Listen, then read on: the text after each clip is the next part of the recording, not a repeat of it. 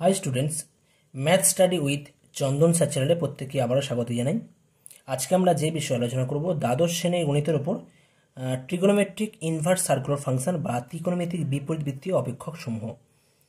তো আজকে আমরা এই চ্যাপ্টার থেকে কিছু বেসিক কনসেপ্ট আলোচনা করব এবং আমরা এসএনদের বই থেকে তোমাদের এই চ্যাপ্টারের যে এমসিকিউ কোশ্চেন আছে সেই সমস্ত কোশ্চেনের সমাধান আজকে প্রোভাইড করা হবে। তো শুরু করা যাক আজকের ত্রিকোণমিতিক বিপরীত বৃত্তীয় অপেক্ষক সমূহ। তো কোন ফাংশনগুলোকে আমরা ত্রিকোণমিতিক বিপরীত বৃত্তীয় অপেক্ষক বলে থাকি, সেই সমস্ত ফাংশনগুলো আমরা যদি একেবারে লিখি, প্রথমেই ফাংশনগুলো হচ্ছে আমাদের sine inverse x, cos inverse x, tan inverse x, cosec inverse x, sec inverse x এবং কট ইনভার্স এক্স। এই ফাংশনগুলোকে আমরা ত্রিকোণমিতিক বিপরীত বৃত্তীয় অপেক্ষক বলে থাকি। তোমরা অলরেডি পরিচিত যে sine x y equal to sine x ফাংশনের সাথে তোমরা পরিচিত। Y equal to sine x ফাংশনের ক্ষেত্রে কী হতো, আমি একটা আলোচনা করি, বাকিগুলো অটোমেটিক একই হবে। Y equal to sine x ফাংশনের ক্ষেত্রে আমাদের ডোমেন কী ছিল? ডোমেন ছিল আমাদের আর ছিল, সেটাও রিয়েল নাম্বার। ওকে, আর রেঞ্জ কী ছিল? রেঞ্জ বা কোডোমেন বলতে পারি, রেঞ্জ ছিল আমাদের, রেঞ্জ বলতে গেলে সাইন এক্স বা ওয়াইয়ের মান কত থেকে কতর মধ্যে থাকে, তাই না? রেঞ্জ বা বিস্তার, যেটা আমরা বিস্তার বা প্রসার যদি বলে থাকি। ডোমেন মানে ক্ষেত্র বা অঞ্চল, আর তাহলে ক্ষেত্র বা অঞ্চল হচ্ছে আর, সেটাও রিয়েল নাম্বার। আর রেঞ্জ বা প্রসার হচ্ছে আমাদের y equal to sine x অপেক্ষকের ক্ষেত্রে -1 থেকে 1 মধ্যে ছিল। ঠিক আছে, এবার এইখান থেকে আমরা কিন্তু সাইন ইনভার্স এক্স ফাংশন আমরা ডিটারমাইন করে থাকি। অ্যাকচুয়ালি এখান থেকে আমরা পাই x equal to sine inverse y. ঠিক আছে, এবার x equal to sine inverse y হলে আমরা এই ফাংশনটাকে, এই এক্স আর ওয়াইকে আমরা ইন্টারচেঞ্জ করে আমরা এই ফাংশনটাকে আমরা এইভাবে লিখতে পারি যে y equal to sine inverse x, এইভাবে আমরা লিখতে পারি। ঠিক আছে, এটিকে আমরা বলে থাকি ইনভার্স ট্রিগোনোমেট্রিক ফাংশন। কিন্তু এই ক্ষেত্রে কি করলাম, এখানে just y equal to sine x হলে আমরা এক্সকে আমরা সাইন ইনভার্স ওয়াই এই আকারে লিখতে পারি। তোমরা কিন্তু কখনোই ভাববে না যে x equal to y by sine, এরকম হয় না। ঠিক আছে, এই কনসেপ্ট কিন্তু এখানে কিন্তু হচ্ছে না। যদি y equal to sine x আমরা লিখি, তাহলে এক্সকে আমরা কী বলে লিখবো না, x equal to sine inverse y আকারে লিখতে পারি। এখন এটা তো একটা ফাংশন, তো ফাংশনের ক্ষেত্রে আমি জাস্ট ভেরিয়েবলগুলো আমরা চেঞ্জ করে লিখছি। আমি এখানে ওয়াই না করে এক্স করতে পারি, ওয়াই না করে জেড করতে পারি, ওয়াই না করে এইচ করতে পারি, যা খুশি করতে পারি। জাস্ট আমরা যেহেতু ফাংশনগুলো আমরা এক্স দিয়ে বুঝতে আমরা অভ্যস্ত, তাই আমি এখানে এক্স দিয়ে লিখেছি y equal to sine inverse x. কিন্তু এই ক্ষেত্রে আমাদের ডোমেন আর রেঞ্জ, ডোমেন মানে ক্ষেত্র আর রেঞ্জ মানে বিস্তার বা প্রসার, এই দুটো কিন্তু চেঞ্জ হয়ে যায়। ডোমেন এখানে কত ছিল? 8 ছিল। ওয়াই ইকুয়াল টু সাইন এক্সের ক্ষেত্রে ডোমেন কত ছিল? 8 ছিল। এখন যখন ফাংশনটা y equal to sine inverse x হয়ে যায়, তখন কিন্তু ডোমেনটা কিন্তু আমাদের উল্টো হয়ে যায়। আগে আমাদের যে রেঞ্জ ছিল, সেই রেঞ্জটা এখানে ডোমেন হয়ে যাবে। আগে রেঞ্জ কত ছিল? ওয়াই ইকুয়াল টু সাইন এক্সের ক্ষেত্রে রেঞ্জ ছিল -1 থেকে 1। এখন y equal to sine inverse এক্সের ক্ষেত্রে আমাদের ডোমেনটা আগে যে ফাংশনটা ছিল তার রেঞ্জটা হয়ে যায়, অর্থাৎ কত হবে? এটা -1 থেকে 1 হবে। ওকে, আর ডোমেন আর রেঞ্জ কত হবে? রেঞ্জ কিন্তু আমাদের ডাইরেক্ট আমরা আর বলবো না, রেঞ্জ কিন্তু এখানে কিন্তু আমাদের একটু চেঞ্জ হবে। রেঞ্জ কিন্তু আমরা ডাইরেক্ট আমরা এই যে ওয়াই ইকুয়াল টু সাইন এক্সের যে ডোমেন, যেমন এখানে যেমন চেঞ্জ হয়েছিল, তাহলে কিন্তু এখানেও তাহলে চেঞ্জ হবে, এইটা কিন্তু বলতে পারবো না। এই কনসেপ্ট কিন্তু আমাদের y equal to sine inverse এক্সের ক্ষেত্রে হয় না। কেন হয় না, তার জন্য আলাদা আমাদের ডিটেলসে যেতে হবে। সেই ডিটেলসে আমি যাচ্ছি না, কারণ আমাদের মোটামুটি একটা কনসেপ্ট ক্লিয়ার করে আমাদের চ্যাপ্টার অঙ্কগুলো করতে হবে। আর চ্যাপ্টার যত অঙ্ক ক্লিয়ার করবে, তত কিন্তু তোমাদের কনসেপ্ট আরও বেশি ক্লিয়ার হবে। অঙ্ক করতে করতে তোমাদের কনসেপ্ট আরও বেশি ক্লিয়ার হবে। তো আমি সেই ডিটেলসে যাচ্ছি না। তবে একটা জিনিস মনে রাখো, এখানে রেঞ্জ বা বিস্তার বা প্রসার যেটা আছে, সেটা কিন্তু আমাদের বিভিন্ন হয়। আমাদের বলতে পারি এটা ইনফাই এরকম হয়, ইনফাই -π/2, ইনপাই প্লাস π/2, এটা হয়ে থাকে। বিভিন্ন রকম হয় রেঞ্জটা। ঠিক আছে, এন এ ভ্যালু আমাদের N belongs to integer, N A মান বিভিন্ন হলে হয়। রেঞ্জটা হয় আমাদের nπ -π/2 থেকে nπ প্লাস π/2 এর মধ্যে হয় এই ইন্টারভ্যালের ক্ষেত্রে। অর্থাৎ রেঞ্জ কিন্তু বিভিন্ন হতে পারে। রেঞ্জ যদি আমরা এন এর মান 0 নিই, তাহলে রেঞ্জটা কী হতে পারে? রেঞ্জ যদি আমরা দেখি কোন function y equal to sine inverse এক্সের ক্ষেত্রে রেঞ্জ কী হতে পারে? ডোমেনটা সেম থাকবে -1 থেকে 1, কিন্তু রেঞ্জটা কিন্তু আমাদের এই ইন্টারভ্যাল। এবার ইন্টারভ্যালটা বিভিন্ন হতে পারে, এন এর বিভিন্ন মানের জন্য বিভিন্ন হয়। যদি এন এর মান আমরা 0 দেখি, তাহলে কী হবে? যদি 0 হয়, তাহলে কত হবে? এটা -π/2 কমা π/2 হবে। ওকে, n = 0 হলে। আচ্ছা, আর কি হতে পারে, যদি n এর মান আমরা 1 নিই তাহলে কত হবে, এটা π - π/2, তাহলে তখন হয়ে যাবে এটা π - π/2 করলে কিন্তু এটা হয়ে যাবে π/2 হবে। আর এখানে n এর জায়গায় 1 করলে π + π/2 মানে 3π/2 হবে। কখন এটা n = 1 হলে হয়। আবার দেখো, যদি আমরা এরকম রেঞ্জ বিভিন্ন হতে পারে, রেঞ্জ বিভিন্ন হবে, এগুলো সবগুলোই রেঞ্জ। -π/2, π/2 এই একটা ইন্টারভ্যাল, এটা রেঞ্জ হতে পারে। π/2, 3π/2 এটা একটা রেঞ্জ হতে পারে, বিভিন্ন রেঞ্জ হতে পারে। আমরা যদি আরও একটা নিই, n এর ভ্যালু যদি -1 নেওয়া হয় তাহলে কত হবে, যদি n এর ভ্যালু -1 নেওয়া হয় তাহলে এটা হবে -π - π/2 মানে -3π/2, -π + π/2 অর্থাৎ -π/2, অর্থাৎ এইরকম বিভিন্ন আমাদের ইন্টারভ্যাল হবে। রেঞ্জটা, ডোমেন কিন্তু সেম থাকছে। y = sin ইনভার্স x ক্ষেত্রে আমাদের ডোমেনটা কিন্তু অলওয়েজ সেম থাকছে, কিন্তু রেঞ্জটা কিন্তু বিভিন্ন ইন্টারভ্যাল হতে পারে। রেঞ্জটা আমাদের বিভিন্ন ইন্টারভ্যাল হতে পারে, রেঞ্জটা আমাদের বিভিন্ন মান হতে পারে। কিন্তু এই রেঞ্জগুলোর মধ্যে আমরা যখন অঙ্ক করব সেখানে আমাদের কিন্তু একটা মুখ্য মানের কথা বলা থাকে। মুখ্য মান বলতে গেলে রেঞ্জের মুখ্য মান বা প্রসার যে আছে, প্রসারের মুখ্য মান বলতে কি বুঝবো, তখন মুখ্য মানটা আমরা কিভাবে চুজ করব, মুখ্য মান আমরা চুজ করব ফর n = 0। n = 0 এর জন্য আমরা রেঞ্জ যেটা পাবো সেটাকে আমরা মুখ্য মান বলে থাকবো। তো n = 0 হলে মুখ্য মান কত হয়েছে এখানে। আচ্ছা, এই মানটা তো আমরা n = কত জন্য পেয়েছি, -1 এর জন্য পেয়েছি। আর এই n = 0 এর জন্য রেঞ্জের ভ্যালু পেয়েছি -π/2 থেকে π/2, -π/2, π/2। ঠিক আছে, অর্থাৎ y = sin ইনভার্স x, এই ফাংশনের ডোমেন কত, -1 থেকে 1, এবং রেঞ্জ কত, রেঞ্জ আমাদের -π/2, π/2 হতে পারে, π/2 থেকে 3π/2 হতে পারে, -3π/2 থেকে -π/2 হতে পারে। n = 2 হলে আরও অন্যান্য আমাদের ইন্টারভ্যালগুলো আসবে। এবং যদি বলে মুখ্য মান কত হবে, তখন বলবো n = 0 এর জন্য যে আমরা ইন্টারভ্যালটা পাবো সেটা হবে মুখ্য মান। তোমরা কমপ্লেক্স নাম্বারে মুখ্য মান করেছিলে, কমপ্লেক্স নাম্বারে ঠিক তেমনই এখানেও কিন্তু আমাদের মুখ্য মান বা প্রিন্সিপাল রেঞ্জ, প্রিন্সিপাল ভ্যালু থাকবে আমাদের y = sin ইনভার্স x এর। তার আমাদের মুখ্য মানটা কত না, -π/2 থেকে π/2, কার না, y = sin ইনভার্স x এর এই ফাংশনের ক্ষেত্রে। অর্থাৎ তাহলে আমরা এখান থেকে sin ইনভার্স x এর দুটো জিনিস জানলাম, একটা ডোমেন আর একটা হচ্ছে আমাদের মুখ্য মান বা প্রিন্সিপাল ভ্যালু, আর রেঞ্জটা বিভিন্ন ইন্টারভ্যাল হতে পারে, আর মুখ্য মানটা আমাদের সিম্পল জাস্ট n = 0 এর জন্য হবে। তাহলে এখন যদি আমরা কমপ্লিট আমরা y = sin ইনভার্স x ফাংশনের ক্ষেত্রে যদি আমরা ডোমেন, প্রিন্সিপাল ভ্যালু বা মুখ্য মান এবং রেঞ্জ বা প্রসারটা আমরা লিখে নিই, তাহলে কি পাবো, y = sin inverse x function ছিল এবং এর ডোমেন কি ছিল আমাদের -1 থেকে 1, আমি আগেও বলেছিলাম -1 থেকে 1। প্রিন্সিপাল ভ্যালু কত থেকে কতর মধ্যে হবে, -π/2 থেকে π/2 এর মধ্যে। আর আমাদের রেঞ্জ কত হয়ে যাচ্ছে না, রেঞ্জ হচ্ছে আমাদের nπ - π/2 ক্লোজড ইন্টারভ্যাল, ঠিক আছে, nπ - π/2 টু nπ + π/2 এর মধ্যে হবে। আচ্ছা, এবার এই রেঞ্জের ক্ষেত্রে আমাদের যখন n সমান আমরা 0 বসাই তখন যে মানটা পাবো সেটা হয়ে যাচ্ছে আমাদের প্রিন্সিপাল ভ্যালু বা মুখ্য মান। ওকে, একইভাবে আমরা y = cos ইনভার্স x এর ক্ষেত্রে আমরা দেখে নেব। y সমান যদি ফাংশনটা হয় y = cos ইনভার্স x, সেই ক্ষেত্রে আমাদের ডোমেন কিন্তু আমাদের একই থাকবে, কারণ y = sin x বা y = cos x এর ক্ষেত্রে রেঞ্জ কত হতো, y = sin x এর ক্ষেত্রে আর y = cos x এর ক্ষেত্রে রেঞ্জ হতো আমাদের -1 থেকে 1। তার মানে ওই ক্ষেত্রে রেঞ্জ যেটা হতো সেইটাই কিন্তু আমাদের y = sin ইনভার্স x বা y = cos ইনভার্স x এর ক্ষেত্রে ডোমেন হয়ে যাবে। তাহলে এখানে আমার ডোমেন হয়ে যাচ্ছে কত, -1 to 1। ওকে, প্রিন্সিপাল ভ্যালু, এবার আসছি প্রিন্সিপাল ভ্যালু কত হবে না, cos এর ক্ষেত্রে যদি n = 0 নেওয়া হয় সেক্ষেত্রেও কিন্তু আমরা পাবো, এখানে হয়ে যাবে আমাদের 0 থেকে আমাদের পাইয়ের মধ্যে হবে 0, π।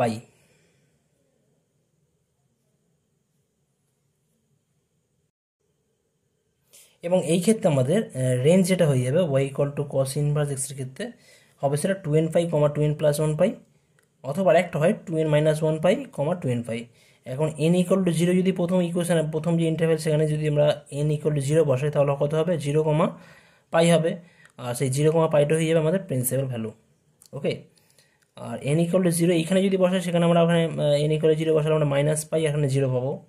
সেটা আমাদের অন্য একটা রেঞ্জ হতে পারে বটে, কিন্তু ওই রেঞ্জটা আমরা এখানে প্রিন্সিপাল ভ্যালু হিসেবে কাউন্ট করবো না, কারণ n = 0 যদি আমরা প্রথম ইন্টারভ্যালে বসালে যে মানটা পাবো সেটাই আমরা এখানে প্রিন্সিপাল ভ্যালু হিসেবে আমরা কাউন্ট করে থাকি। ওকে, নেক্সট আসছে y = tan inverse x, y equal to tan inverse x এর ক্ষেত্রে আমাদের ডোমেন যেটা হয়ে যায় এটা আমাদের মাইনাস ইনফিনিটি থেকে ইনফিনিটি।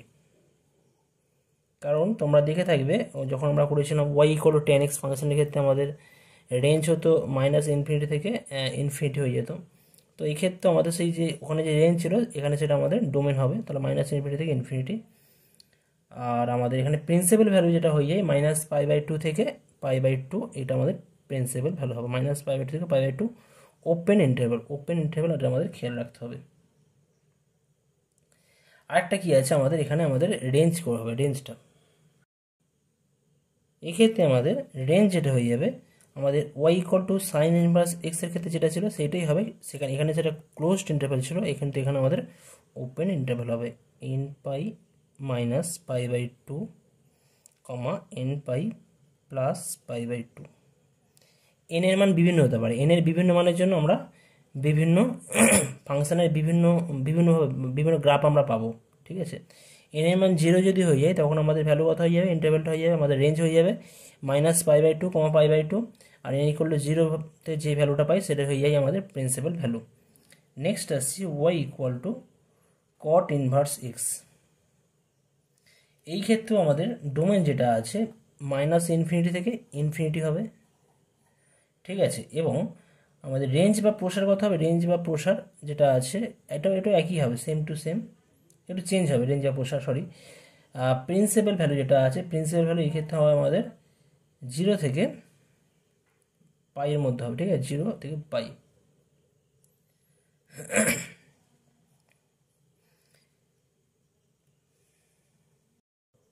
এবং রেঞ্জটা হবে আমাদের এখানে n pi to n pi plus pi বা n প্লাস 1 পাই হবে, রাইট।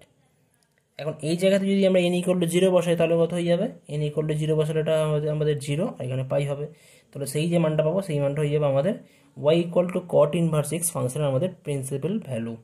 একইভাবে যদি আমরা y equal to cosec inverse x দেখি, এই ক্ষেত্রে আমাদের ডোমেনটা কী হয়, এই ক্ষেত্রে আমাদের ডোমেন হয়ে যায় mod x greater or equal to 1, অর্থাৎ x এর ভ্যালু আমাদের আইদার 1-এর চেয়ে বড় হবে অথবা -1-এর থেকে ছোট হবে। mod x greater equal to 1 মানে কি, x এর ভ্যালু আইদার 1-এর চেয়ে বড় হবে, 1 বা 1-এর চেয়ে বড় হবে, অথবা কি হবে আমাদের 1 বা 1-এর থেকে ছোট হতে পারে, -1-এর থেকে ছোট হতে পারে। এক্ষেত্রে আমাদের রেঞ্জ আর প্রিন্সিপাল ভ্যালু যদি দেখি আমাদের এই ক্ষেত্রে আমাদের প্রিন্সিপাল ভ্যালু মাইনাস π/2 থেকে আমাদের π/2 এর মধ্যেই থাকবে, মাইনাস π/2 π/2, কিন্তু প্রিন্সিপাল ভ্যালুর ক্ষেত্রে কিন্তু কখনোই কিন্তু এই ভ্যালুটা কিন্তু আমাদের 0 হবে না। এখান থেকে আমাদের এই সেট থেকে আমাদের সিঙ্গেলটন 0টা বাদ দিতে হবে। এটা ইন্টারভ্যাল বা সেট যদি হিসেবে যদি আমরা কাউন্ট করি, এইখান থেকে আমাদের 0টা পয়েন্টটা বাদ দিতে হবে, কারণ 0 পয়েন্ট এটা ডিফাইন্ড হবে না, ওকে। আর এখানে যদি আমরা এর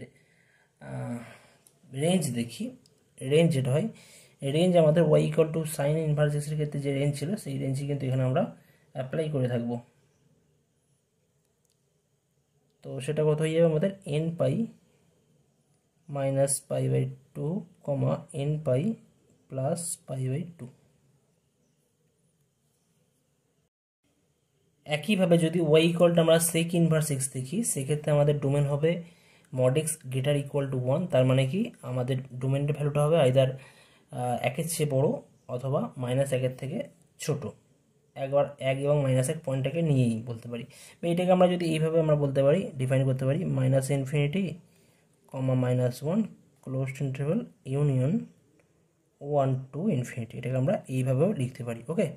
তোমরা এটাকে এইভাবে লিখতে পারো, mod x greater equal to 1টাকে মাইনাস ইনফিনিটি -1, এটাকে ক্লোজড, এদিকে ওপেন, ইউনিয়ন 1 টু ইনফিনিটি, এটাকে আমরা এইভাবে লিখতে পারি। তো যাই হোক, এইগুলো হয়ে যাচ্ছে আমাদের কিন্তু ফাংশনের ক্ষেত্রে আমাদের ডোমেনটা খেয়াল রাখতে হবে, আর প্রিন্সিপাল ভ্যালু বা আমাদের মুখ্য মান যেটা আছে সেইটা, আর আমাদের রেঞ্জটা কিন্তু মনে রাখতে হবে। তার মধ্যে তোমরা মনে রাখবে প্রিন্সিপাল ভ্যালুটাই আমাদের মেন লাগবে অঙ্ক করার ক্ষেত্রে, ওকে। আর এইগুলো আমাদের রেঞ্জগুলো বিভিন্ন আছে। এখন আমরা কিছু সামারাইজেশন বা সংক্ষিপ্তকরণ দেখে নেব। সংক্ষিপ্তকরণে যেগুলো বললাম সেইগুলো এখানে বলা আছে। সাইন ইনভার্স এক্স অপেক্ষকটি সংজ্ঞাত হয় যদি এক্স এর ভ্যালু -1 থেকে 1 এর মধ্যে থাকে, মানে ডোমেনের যে ব্যাপারটা বললাম বা ক্ষেত্র যেটা বললাম বা অঞ্চল যেটা বললাম সেইটা। এবং সাইন ইনভার্স এক্স এর মুখ্য মান কত থেকে কতর মধ্যে হয়, -π/2 থেকে π/2 ইন্টারভ্যালের মধ্যে থাকে। এখন এখানে তো এখানে যদি আমরা দেখি, যদি মুখ্য মানের কথা বলা হয় বা প্রিন্সিপাল ভ্যালুর কথা বলা হয়, প্রিন্সিপাল ভ্যালু বা মুখ্য মান যদি আলফা হয়, তাহলে আলফার মান -π/2 থেকে π/2 এর মধ্যে থাকবে। ওকে, নাম্বার 2, কস ইনভার্স এক্স কখন ডিফাইন্ড হবে, ডোমেন -1 থেকে 1 এর মধ্যে ডিফাইন্ড হবে। এবং কখন এর মুখ্যমান থাকবে, মুখ্যমান বা প্রিন্সিপাল ভ্যালু থাকবে আমাদের 0 থেকে π এর মধ্যে, 0, π ক্লোজড ইন্টারভ্যালের ক্ষেত্রে হয়। ট্যান ইনভার্স এক্স এর মুখ্যমান আমাদের এক্স এর মান যদি আমাদের -∞ থেকে ইনফিনিটির মধ্যে থাকে, তাহলে কিন্তু আমরা ফাংশনটা ডিফাইন্ড হয়, তাই না? আচ্ছা, মানে ডোমেনটা। আর ট্যান ইনভার্স এক্স কি বলা আছে, মুখ্যমান বা প্রিন্সিপাল ভ্যালু হয়ে যায় -π/2 থেকে π/2 open interval. Sine inverse x এর ক্ষেত্রে ছিল ক্লোজড, আর ট্যান ইনভার্স এক্স এর ক্ষেত্রে আমাদের মুখ্যমান হবে -π/2 থেকে π/2 ওপেন। নেক্সট আছে 4 নম্বর, কট ইনভার্সের ক্ষেত্রে সেম হবে আমাদের, ডোমেনটা হবে আমাদের -∞ থেকে ইনফিনিটি, অর্থাৎ সমস্ত রিয়েল নাম্বারের জন্য এটা ডিফাইন্ড হয়ে যাবে। এবং কট ইনভার্স এক্সের মুখ্যমান আমাদের যদি আলফা হয়, আলফা ভ্যালু 0 থেকে π এর মধ্যে থাকবে, 0 থেকে π এর মধ্যে থাকবে। একইভাবে সেক ইনভার্স এক্স অপেক্ষকটি আমাদের ডিফাইন্ড হচ্ছে যখন এক্স এর মান আমাদের, অর্থাৎ -∞, -1 ক্লোজড ইন্টারভেল, আমাদের লেফট ওপেন -∞, -1 ক্লোজড, অর বলতে পারি আমরা ওয়ান ক্লোজড, ইনফিনিটি ওপেন। তো অর্থাৎ mod x greater equal to 1 এর জন্য এটা ডিফাইন্ড হয়ে যাবে। এবং সেক ইনভার্স এক্সের মুখ্য মান যদি আলফা হয়, তাহলে আলফার মান আমাদের 0 থেকে π এর মধ্যে থাকবে, কিন্তু আলফার মান কিন্তু কখনোই π/2 হবে না, কারণ π/2 হলে কিন্তু আমাদের সেক π/2, তোমরা জানো সেক π/2 আমাদের কত হয়ে যায়, cos π/2 আমাদের 0 হয়, তাহলে সেক π/2 কিন্তু অসংখ্য আনডিফাইন্ড ছিল। তো সেই জায়গাতেই আমরা এখানে কিন্তু আলফা ভ্যালু কখনোই π/2 আমরা নিতে পারবো না, বা প্রিন্সিপাল ভ্যালুর ক্ষেত্রে এটা নেওয়া যাবে না। একইভাবে কোসেক ইনভার্স এক্সের ক্ষেত্রে আমাদের ডিফাইন্ড হবে তখনই যদি এক্স এর মান আমাদের 1 চেয়ে বড় হয়, অথবা -1 থেকে ছোট হয়। 1 বা 1 থেকে বড় হয়, আর একটা কি, অথবা -1 বা -1 থেকে ছোট হলে আমরা ডিফাইন বলবো। এবং এটা এর মুখ্য মান যদি আলফা হয়, তাহলে আলফা ভ্যালু আমাদের -π/2 থেকে π/2 এর মধ্যে হবে। মানে সাইন ইনভার্স এক্সের ক্ষেত্রে যেটা ছিল সেটাই হবে এখানে, কিন্তু শুধু একটা চেঞ্জ হয়ে যাচ্ছে যে এখানে আলফা ভ্যালু কখনো কিন্তু 0 হবে না, 0 হলে ফাংশনটা ডিফাইন হবে না। এরপর আমরা কিছু কন্ডিশন, কিছু আমাদের এক্সট্রা কিছু আমরা দেখে নেব। এখানে আরও কিছু কি বলা হচ্ছে, যে sign inverse x is equal to কথা হবে অলওয়েজ আমরা এক্স হিসেবে ট্রিট করবো। এখানে সাইন ইনভার্স এক্স মানে এক্স ট্রিট করবো। কস ইনভার্স এক্স মানে আমরা এক্স ধরবো। ট্যান ইনভার্স এক্স মানে এক্স। মনে মনে তোমরা ভাবো যেন সাইন আর সাইন ইনভার্স একে অপর ক্যান্সেল হয়ে যাচ্ছে, মনে মনে ভাবতে পারো, কিন্তু অ্যাকচুয়ালি এখানে ওই কনসেপ্ট কাজে লাগছে না। তবু তোমরা মনে মনে ভাবো যে সাইন আর সাইন ইনভার্স পাশাপাশি থাকা মানে এটা কাটাকুটি হয়ে যাচ্ছে, হয়ে গিয়ে এক্স হবে, কিন্তু অ্যাকচুয়ালি এই কনসেপ্টটা নয়। তোমরা কিন্তু এইভাবে তোমরা মনে রাখতে পারো। আচ্ছা, তাহলে এক্ষেত্রে আমাদের এক্স হবে। একইভাবে সাইন ইনভার্স সাইন থিটা মানে থিটা হয়ে যাবে। কস ইনভার্স কস থিটা মানে theta. Tan inverse tan theta মানে থিটা। মানে ধরো সাইন ইনভার্স সাইন 60 ডিগ্রি আছে, সাইন ইনভার্স সাইন 60 ডিগ্রি হলে 60 ডিগ্রি হয়ে যাবে। ওকে, এইভাবে এগুলো হয়। একইভাবে সাইন ইনভার্স ও -x যদি হয়, মাইনাস যদি ব্র্যাকেটের মধ্যে থাকে, তাহলে মাইনাসটা আমরা বাইরে আনতে পারি। কস ইনভার্সের ক্ষেত্রে মাইনাস আনতে গেলে আমাদের একটা পাই একটা আগে আনতে হবে, পাই মাইনাস কস ইনভার্স এক্স, এটা আমাদের কিন্তু স্পেশাল মনে রাখতে হবে। Sine inverse -x equal to minus sine inverse x, এই সমস্ত ফর্মুলাগুলো আমাদের কাজে লাগবে। আমরা এখনই অ্যাপ্লাই করবো, যখন অ্যাপ্লাই করবো তখন তোমরা বুঝতে পারবে। কিন্তু কস ইনভার্স -x হলে এখানে এক্স তখনই ডিফাইন, কস ইনভার্স -x তখনই ডিফাইন যদি আমাদের -x এর মান -1 থেকে 1 এর মধ্যে থাকে, তবেই কিন্তু ডিফাইন্ড হবে। তো যাই হোক, কস ইনভার্স -xকে আমরা কি লিখতে পারি, পাই মাইনাস কস ইনভার্স এক্স লিখতে পারি। একইভাবে ট্যান ইনভার্স -xকে আমরা কি লিখবো, মাইনাস ট্যান ইনভার্স এক্স লেখা যায়, কোনো সমস্যা নেই। কট ইনভার্স -xকে আমরা পাই মাইনাস কট ইনভার্স এক্স লিখি। এটা ফর্মুলা, কেন নয়, কোনো কেন এখানে থাকবে না, এটা ফর্মুলা তোমাদের ডিফাইন করা হয়। এখন এটা তোমরা আলাদা করে তোমরা ভেরিফাই করতে পারো, আমি সেই ভেরিফাইয়ের দিকে যাচ্ছি না, আমরা ফর্মুলাগুলো জাস্ট দেখে নিই, আমরা অঙ্ক করতে থাকবো। ওকে, আচ্ছা, কসিক ইনভার্স -x মানে কত হবে, মাইনাস কোসিক ইনভার্স এক্স হবে। আর সেক ইনভার্স -x এর ক্ষেত্রে কত হবে না, pi of cosec cosec inverse x. তার মানে আমাদের তিনটে ব্যতিক্রম কেস, কস সব সিসি দিয়ে যেগুলো আছে, সি দিয়ে কস, সি দিয়ে কট, আর সি দিয়ে আমাদের এখানে সেক, সেকটা সি দিয়ে নেই, সেকটা মনে রাখতে হবে। তিনটে ক্ষেত্রে আমাদের পাই মাইনাস অ্যাপ্লাই করতে হবে। আচ্ছা, sign inverse x equal two কোসিক inverse 1/x আমরা লিখতে পারি। কস ইনভার্স এক্স ইকুয়াল টু আমরা সেক ইনভার্স 1/x লিখতে পারি, কোনো সমস্যা নেই। কিন্তু এটা তখনই আমরা লিখতে পারবো যদি আমাদের এক্সটা নন জিরো হয়, অবশ্যই।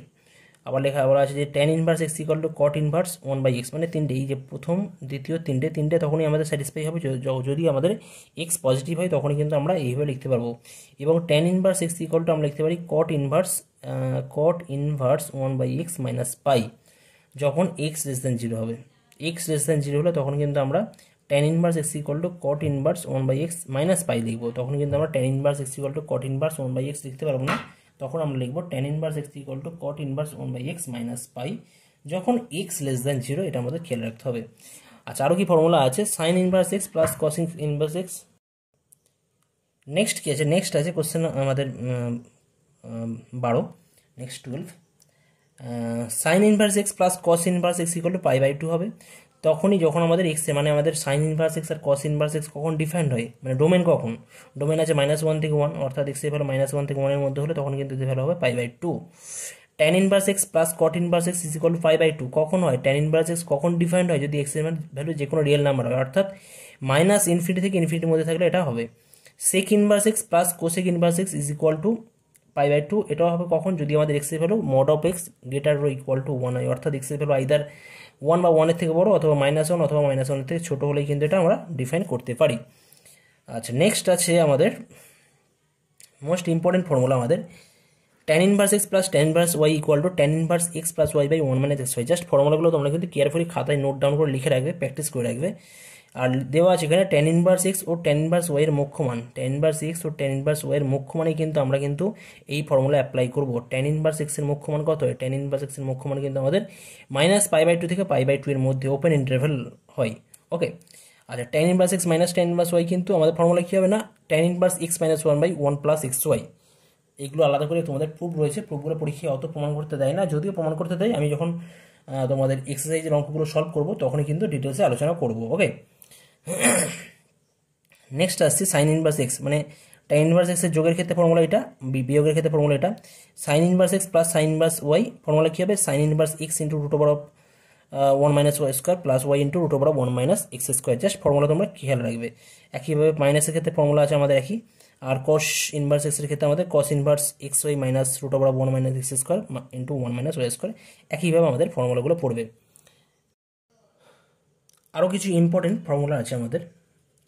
2 tan inverse x equal two কত হয়? Sign inverse 2x/1 plus x²। এগুলো আলাদা করে প্রমাণ করা যায়, যখন প্রবলেম সলভ করা হবে তখন ডিটেলস এগুলো আলোচনা করবো। ওকে, ইজ ইকুয়াল টু কত হয়? Cos inverse 1 - x²/1 plus x² is equal to tan inverse 2x/1 - x²। তো জাস্ট ফর্মুলাগুলো তোমরা খাতায় লিখে বারবার ধরে লিখে তোমরা একবার জাস্ট নোট ডাউন করে লিখে রাখো। ওকে, অঙ্ক করতে করতে এত সমস্ত ফর্মুলা মনে রাখার দরকার নেই, অঙ্ক করতে করতে অটোমেটিক ফর্মুলা মুখস্থ হয়ে যাবে। ওকে, নেক্সট আমরা আসছি আমাদের প্রশ্নমালার কিছু অঙ্কে আসছি। তো এখন আমরা আসছি প্রশ্নমালা 4 বহু বিকল্পধর্মী বা MCQ কোশ্চেনের সমাধান। কোশ্চেন নাম্বার 1 কি দেওয়া আছে দেখো, কস ইনভার্স -1/2 এত এর মুখ্য মান কত হবে? এটা আমাদের বার করতে হবে। অপশন দেওয়া রয়েছে ABCD দেওয়া রয়েছে। তো কস ইনভার্স এক্স, তোমরা জানো এক্স তখনই ডিফাইন্ড হয় যদি এক্স এর মান আমাদের -1 থেকে 1 এর মধ্যে হয়। তো এখানে এক্স মানে কত আছে? -1/2 আছে, তার মানে কোনো সমস্যা নেই, অর্থাৎ কিন্তু ফাংশনের ডিফাইন্ড বা সংজ্ঞাত। এখন এর প্রিন্সিপাল ভ্যালু বা মুখ্য মান চেয়েছে। তো কস ইনভার্স এক্সের ক্ষেত্রে আমাদের মুখ্য মান বা প্রিন্সিপাল ভ্যালু কত থেকে কতর মধ্যে হতো? -π/2 থেকে π/2 এর মধ্যে হতো, আমরা এটা জানি। ওটা হয় আমাদের 0 থেকে পাইয়ের মধ্যে, 0, π ক্লোজড ইন্টারভ্যালের মধ্যে কিন্তু আমাদের 0, π এই ক্লোজড ইন্টারভ্যালের মধ্যেই কিন্তু আমাদের কস ইনভার্স এক্সের মুখ্য মান থাকে। তো এখানে কোশ্চেনে দেওয়া আছে কস ইনভার্স -1/2 এর মুখ্য মান। তো আমরা ধরি থিটা ইকুয়াল টু ধরে নিচ্ছি কস ইনভার্স -1/2। তো এখান থেকে আমরা কি দেখতে পারি? কস থিটা, মানে বোথ সাইড কস নেওয়া হচ্ছে, তাহলে কি পাবো? Cos inverse -1/2। আর একটু আগে আমি ফর্মুলাতে বলেছি যে কস ইনভার্স থাকলে তোমরা মনে মনে ভাবতে পারো যে এটা এই দুটো ক্যান্সেল হয়ে যাচ্ছে, কস আর কস ইনভার্স, তাহলে এখান থেকে কী পাওয়া যাবে? কস থিটা ইকুয়াল টু হয়ে যাচ্ছে -1/2। ওকে, আচ্ছা, -1/2 যদি হয় তাহলে কস কত ডিগ্রি হাফ হয় তোমরা জানো? কস থিটা ইকুয়াল আমরা বলতে পারি minus of cos 60 degree, 5π/3 equal to 1/2 হয়। তাহলে আমরা এটাকে কি লিখতে পারি? এটাকে পাই মাইনাস π/3 আকারে লিখতে পারি। Cos theta equal to cos pi minus π/3 এই আকারে আমরা লিখতে পারি। এগুলো কিন্তু আমাদের ফার্স্ট সেকেন্ড কোঅর্ডিনেট হয়ে যাচ্ছে, সেকেন্ড কোঅর্ডিনেটে আমাদের কস কী হয়, সেকেন্ড কোঅর্ডিনেটে কস নেগেটিভ হয়। তাহলে এখান থেকে পাচ্ছি cos theta equal to cos 3 minus pi equal to 2π/3। তাহলে আমরা জানি একটা ফর্মুলা যে কস থিটা ইকুয়াল টু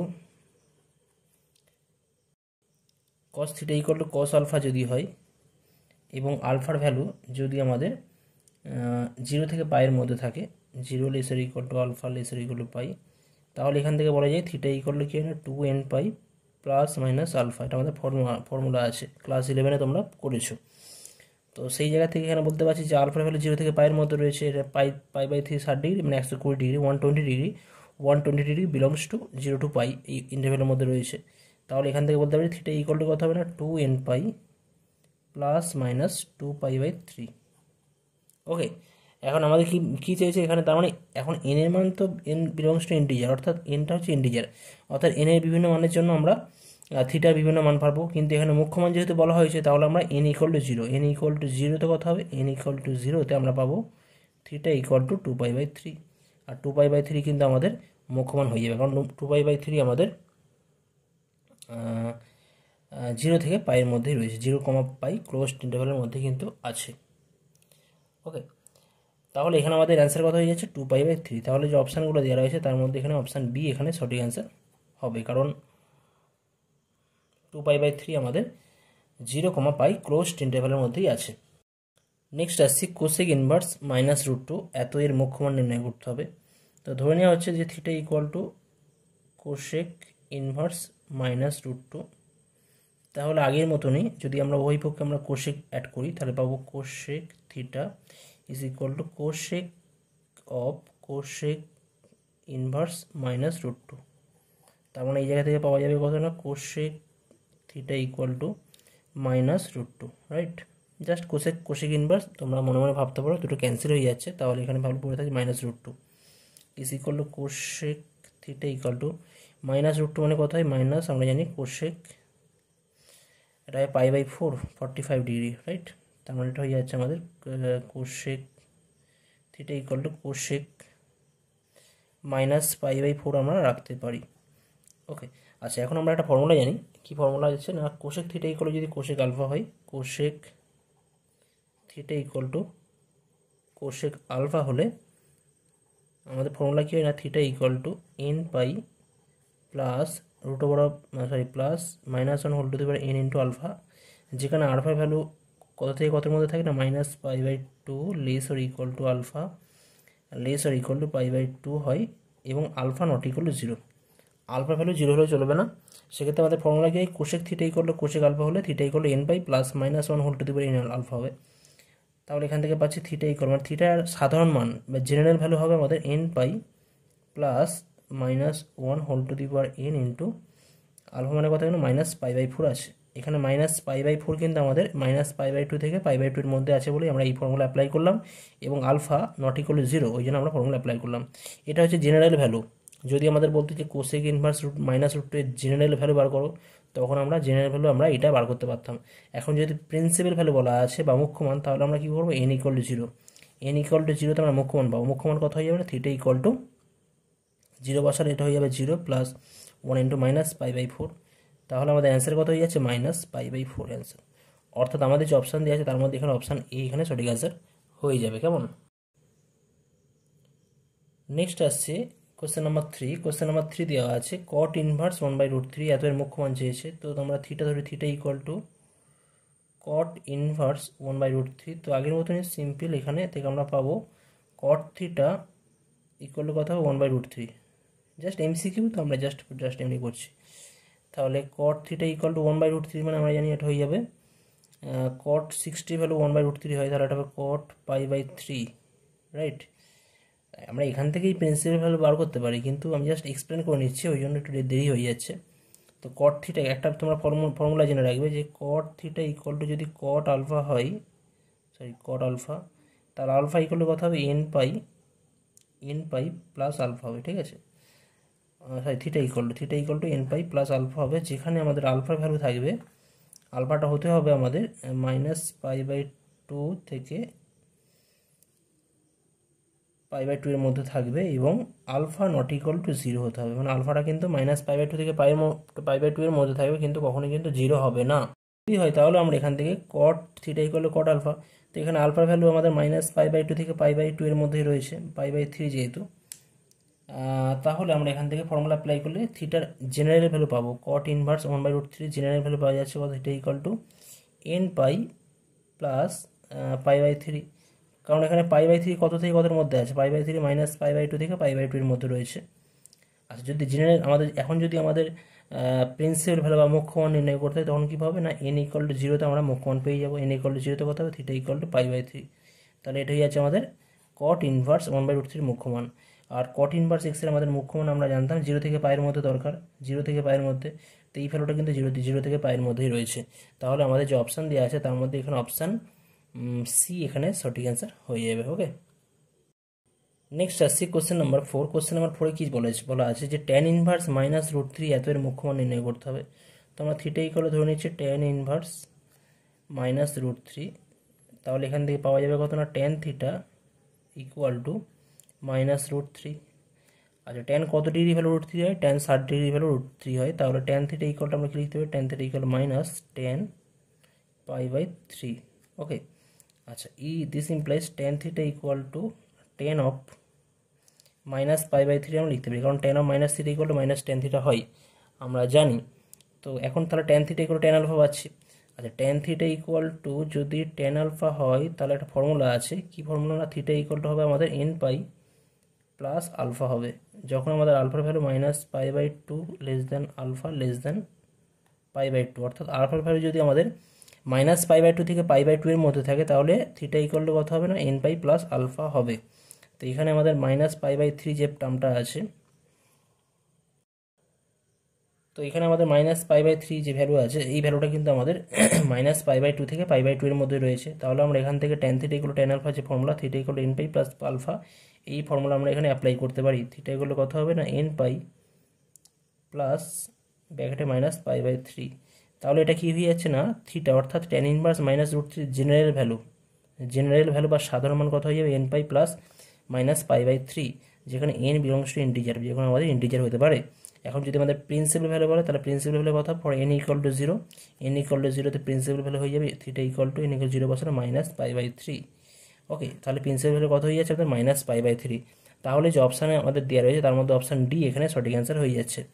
আর tan ইনভার্স x এর আমাদের প্রিন্সিপাল ভ্যালু কত থেকে কতর মধ্যে ছিল, tan ইনভার্স x এর ক্ষেত্রে আমাদের প্রিন্সিপাল ভ্যালু ছিল ওপেন ইন্টারভ্যাল -π/2 থেকে π/2, তো এখানে কিন্তু আমাদের -π/3 কিন্তু -π/2 থেকে π/2 এর মধ্যে রয়েছে, তাহলে কিন্তু এখানে অপশান ডি এখানে সঠিক অ্যান্সার।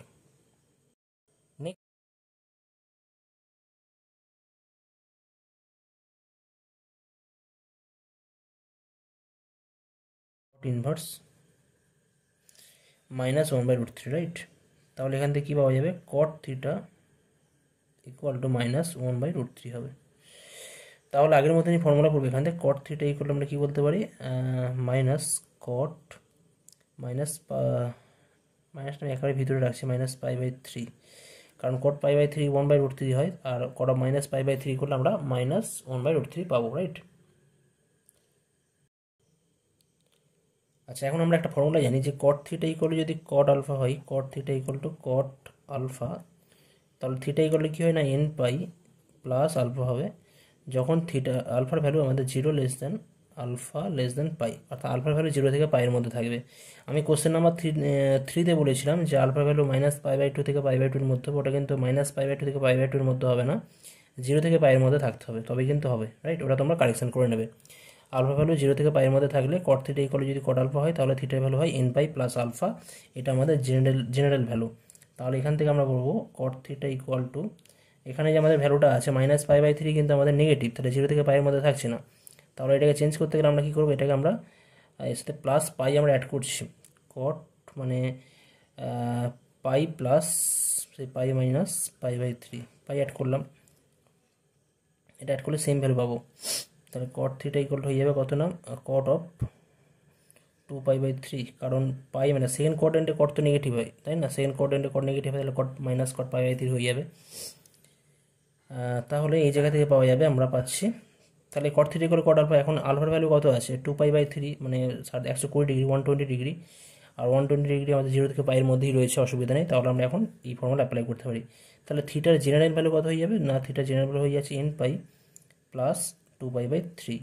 ওকে, যেখানে n হচ্ছে আমাদের ইন্টিজার। আজ এখন যেহেতু আমাদের প্রিন্সিপাল ভ্যালু নির্ণয় করতে বলা আছে, তাহলে প্রিন্সিপাল ভ্যালু কত হবে, n = 0 এর জন্য আমাদের প্রিন্সিপাল ভ্যালু হয়ে যাবে কত হয়ে যাচ্ছে এখানে থিটা = 2π/3। তাহলে আমাদের যে অপশান দেওয়া আছে তার মধ্যে এখন অপশান এ এখানে সঠিক অ্যান্সার হবে। ওকে, নেক্সট আসছি সাইন ইনভার্স √3/2, এত এর সাধারণ মান নির্ণয় করতে হবে। তো আমরা ধরে নিচ্ছি থিটা = সাইন ইনভার্স √3/2, রাইট।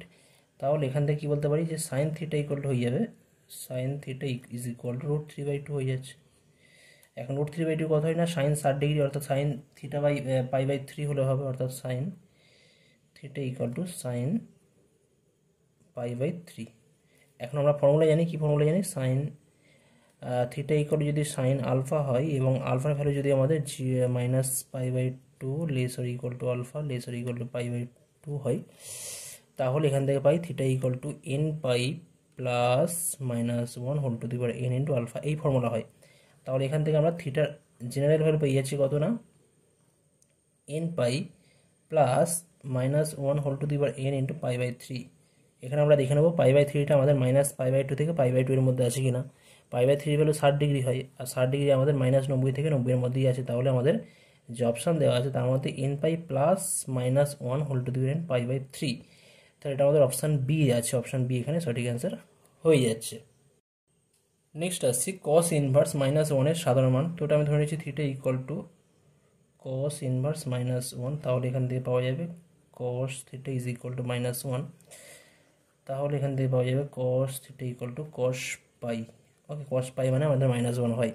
এখন আমরা ফর্মুলা জানি যে কস থিটা যদি কস আলফা হয়, তাহলে থিটা কী হয়, theta 2nπ plus minus alpha. কখন হবে, যদি আলফার ভ্যালু 0 ≤ আলফা ≤ পাই, অর্থাৎ 0 থেকে পাইয়ের মধ্যে থাকলে কিন্তু এটা সম্ভব। ওকে, আর এতে ইনক্লুড করে করতে হবে। তাহলে এখান থেকে পাবো থিটা = 2nπ প্লাস মাইনাস পাই। তাহলে আমাদের যে অপশানগুলো দেওয়া আছে তার মধ্যে অপশান সি এখানে সঠিক অ্যান্সার হয়ে যাচ্ছে। ওকে, কারণ এখানে পাই আমাদের 0 থেকে পাইয়ের মধ্যেই আছে, পাইটা আমাদের ইকুয়াল টু দেওয়া আছে। ওকে, তাহলে আজকের ভিডিওতে আমি এই পর্যন্তই করলাম। পরবর্তী ভিডিওতে তোমাদের কোশ্চেন নাম্বার 8 থেকে কন্টিনিউ করা হবে। ওকে, থ্যাংক ইউ সো মাচ।